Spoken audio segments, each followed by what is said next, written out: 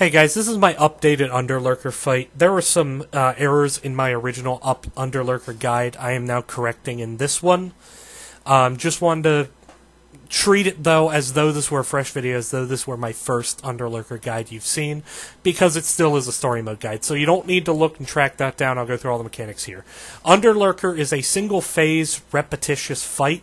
The whole thing is basically a wash cycle of adds into Rage Storm, into Cross, and I'll explain each of these adds individually. With the adds, you want to kill the adds one at a time, or you can assign DPS to each add. Whichever gets you better results, go that way. Both strategies have benefits and failings. Goal is to kill the adds before he starts doing Rage Storm.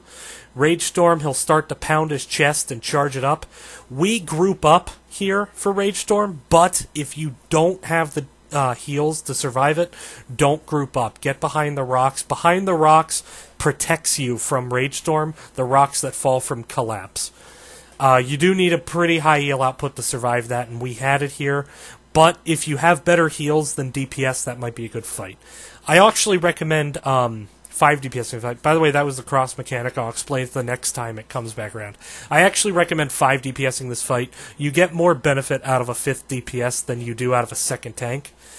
So we go 1 tank, 5 DPS, and 2 healers. Here we're just killing adds again. Pretty straightforward. I dropped my oil slick there at a bad time, so I don't do it in this video. Another thing we don't do in this video. But if you drop oil slick on the boss during Rage Storm, you'll take very little damage, and you can just stay on the boss and damage to it. So if you have 1 power tech tank in your group, you can negate every other Rage Storm. Mostly negate, not completely. So the cross here, what you need are 1 person front, 1 in back, 3 left, and 3 right. There are class indicators to suggest that the healers and DPS should be left and right, and there should be tanks front and back. That is completely irrelevant. All that matters is 1 body in front, 1 body in back, 3 left, and 3 right. So you're going to want to assign where everyone's going based on that information ahead of time. From here, it's rinse, wash, repeat. We go back into adds. The final group of adds that you can kill would be the 4th group.